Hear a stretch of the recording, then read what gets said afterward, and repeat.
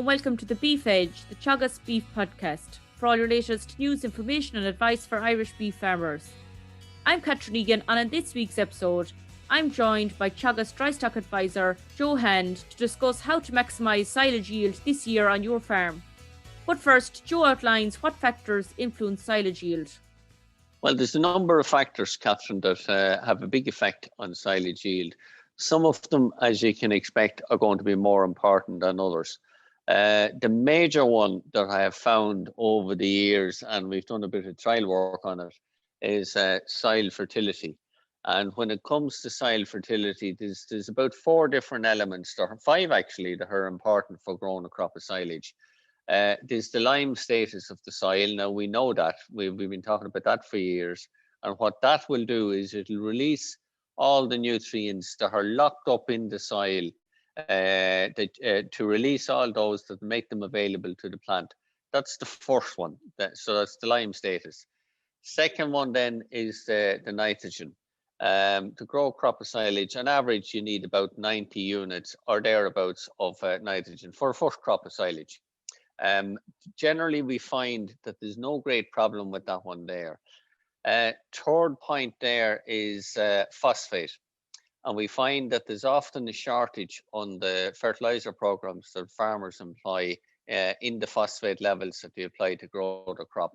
And then as a follow on from that, and probably even more important, is the potash levels, or this is the K in fertiliser. So if you take 0730, for example, a well-known fertiliser, the 7 refers to phosphate and it's a percentage figure, and the K refers to potash, which, and again, it's a percentage figure. And then the final element that's important for growing a crop of silage is sulfur. On average, we need about the equivalent of about 15 units per acre of sulfur, which is equivalent of about 20 kilos per hectare of sulfur to grow a crop of silage there. They're the major factors. Now, there's also other things there that come into play. Reseeded crop is going to be more, much more vigorous to grow, and it'll produce an awful lot more in the first couple of years than an older crop. But I'm not saying there's anything wrong with an older crop. We can still get very, very good results from it there. Avoiding soil compaction, major help also.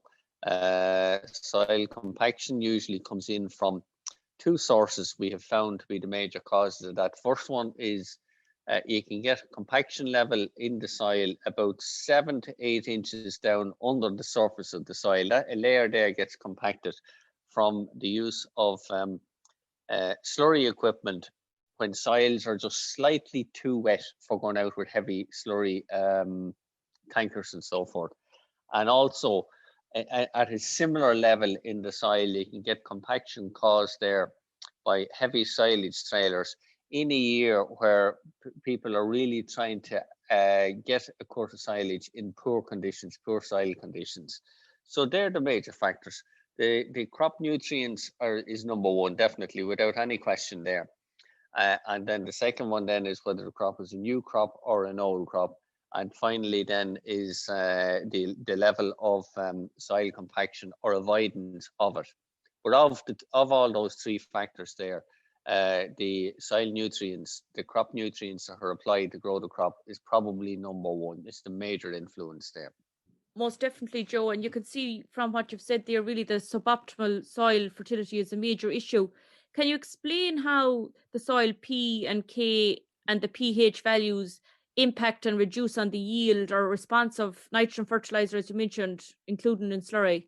Yeah, we can. Yeah, phosphates and potash. That's the 7 and the 30 in the 0730.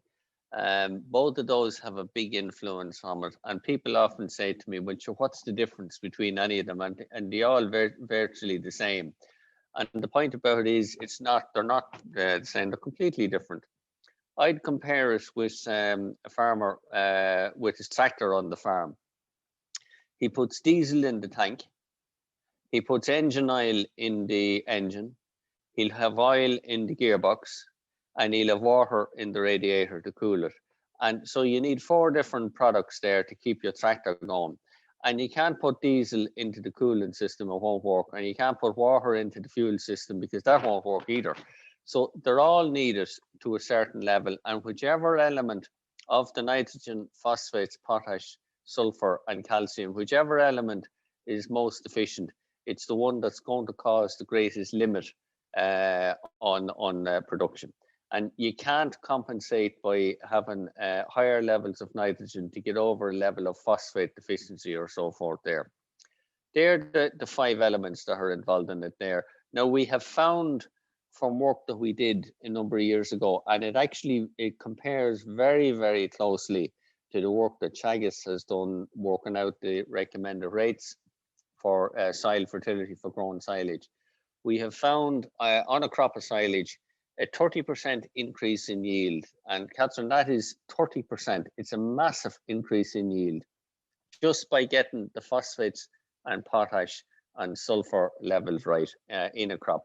That's excluding the lime status, just taking a field as it is.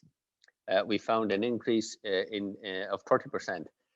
And what that actually allowed, now we took measurements on the field about 2 years ago.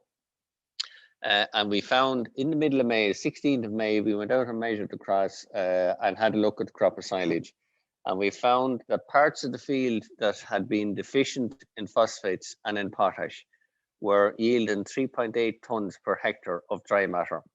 Now, that probably works out at about 7 bales per acre for somebody that's making bales.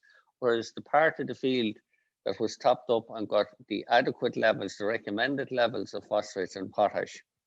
And we didn't vary nitrogen at all, or sulfur or lime, was just purely phosphates and potash. They were yielding 5 tonnes per hectare of high quality silage. So it indicates the importance of getting the phosphates and potash right on a crop of silage. And that kind of a difference in yield per hectare, Joe, what's the financial cost of that difference in yield on farm? Well, when we looked upon it there, we did a study with Louise Pearse. Louise was a master's student. She did a Welsh fellowship on silage quality a few years ago. And the major things we found there is if a crop of silage is poor in the middle of May and it's at the optimum time for growth, we looked to see what way farmers are going to react to that. So we geared it in to see how farmers will react to the situation. And the first thing we found there is that farmers want value for money. And I wouldn't blame them, they're dead right on that one. And what they meant by value for money was they wanted, as one lad said, we want a decent crop to cut, not a light crop with there's only a few bits of grass here and there. So what they generally meant by that was if you got a light crop or silage at the optimum time for cutting, which is about middle of May, they will let the crop grow on a few days longer, or even a week, or even a fortnight later. Or in extreme cases, you could get caught a week of bad weather, so it could go 3 weeks later, so that they have a heavy crop of silage to cut. So the implications of a poor fertiliser program going on a crop meant that the crop was slow to grow, and instead of having a heavy crop of high quality silage in the middle of May, there was a light crop there that needed another couple of weeks to get the quantity of silage to feed cattle in the winter time. And at that stage, the crop had gone, quality wise, it had gone over mature. There's a lot of stem coming into it, and stem in a crop of silage doesn't promote weight gain on cattle next winter. So the net result, Catherine, was when we start, if a crop of silage starts off with a deficiency of phosphates or potash, it won't grow as well as it should be. Cutting is delayed, and then a bulky crop of very low quality material is harvested later on in the summer, which is putting up very poor weight gain on cattle in the winter time. And what we have found there, and again, Teagasc in Grange have come up with the results on this one. We have found silage yields as low, or weight gain on cattle as in winter, as low as 20 kilos of weight gain over the winter time, versus 75 to 80 kilos recorded on farms for cattle fed silage, high quality silage alone, no meals, just high quality silage alone over the winter time. So the net result was a poor soil fertiliser program resulted in poor weight gain on cattle next winter. That's it in a nutshell, Catherine. I suppose, Joe, you've really touched on it there. It really comes back to the old debate of quantity versus quality. And what can farmers at the moment do now that are in a similar situation? A lot of silage ground has been closed. There's a fertiliser programme gone. What's the recommended fertiliser programme to meet these yields that you've highlighted there of the 5 tonne per hectare yield? Okay, there's a number of things on it. The first of all there is, now it's quite a complicated thing getting the silage, the fertiliser programme right on a silage crop, because the first thing that we need to look at there is the level of nutrients that are already in the soil. Now, we know from results coming back from the lab that a lot of silage ground is very, very low as regards the level of phosphates and potash that are presently in the soil. And to grow a crop of silage at what we would call index 1 soils, that's where the phosphates and the potash levels are way below where they should be. You need the equivalent of 32 units of phosphate and 140 units of potash. Now, most of our soil samples are coming back and they're either index 1, which is way below what they should be, or index 2, which is just average. It's still not good enough. So on average, you could say what that effectively means for the farmer is if his silage fields are at index 1, he needs the equivalent of about 4.5 bags per acre of 0730, and in kilos per hectare that works out at about 550 kilos per hectare. So it's essentially a big bag of 0730 going out per hectare. Now, the management of the silage indicates that that's too much phosphates and especially potash to be putting out in one dressing at this time of the year. So what we would recommend in a case like that is that a farmer, he puts out the equivalent of maybe 3.5 bags of 0730 at the moment. And as soon as the silage is cut, he tops up the soil to replace the amount of P and K that the crop has removed by the equivalent of a further bag and a half, just to get the equivalent of the 4.5 bags of 0730 per hectare. Now, in index 2 level soils, which is some of our soils are coming back at index 2. We're seeing more of those now over the last few years. Again, it needs the equivalent of well in excess of 3.5 bags of 0730 per hectare, per acre, which is the equivalent of about 430 kilos per hectare of 0730. So it's slightly short of a full bag of the large bags 0730, slightly short of a large bag, one of those going out on a per hectare basis. And then if you get to index 3 level soils, which is where we really like to see all our soils, you can grow a crop of silage there easily with 2.25 bags of 0730 per acre, or about 280 kilos per hectare of 0730. That'll give you an adequate crop. And you can apply all of that very early in spring, as soon as the, sometime around late January, early February is fine for that stage. So, but as most of our soils are coming back and are showing up a deficiency in either phosphates or potash, we need to go over and above the minimum levels there that I spoke about there. So on average, you need 3 bags per acre of 0730. And if your soils are deficient, you need to top that up. It really comes back to, Joe, having your soil samples taken and then matching the demand for the crop with your soil samples. Yeah, that's it in a nutshell, Catherine. There's a few things there that are very important for growing it. And I like to see people doing soil samples and following up on the recommendations there and applying the P and K. Unfortunately, all too often I come across a case where soil samples are taken, an advisor gives recommendations are there to the farmer, and the farmer is a little bit skeptical about it, or he just doesn't bother applying the stuff. And what I would say there, I'd have absolutely no problem at all in people being skeptical about it. But I would lay down the challenge to them. And the challenge is quite simple. Apply the recommended rates on your fields, on part of the field, and leave part of the field where you don't apply the recommended levels.